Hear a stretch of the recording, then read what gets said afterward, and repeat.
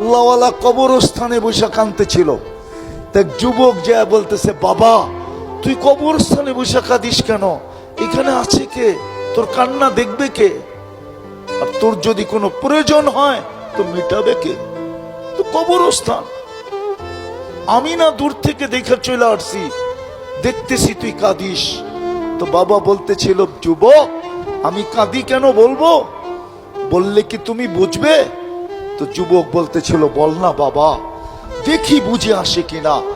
তো আল্লাহওয়ালা বলতেছিল, যুবক আমি চোখে দেখতেছি এই কবরস্থানের মানুষগুলা যখন দুনিয়াতে ছিল 24 ঘন্টা আল্লাহ মাফ করার জন্য ওদেরকে ডাকতে থাকতো।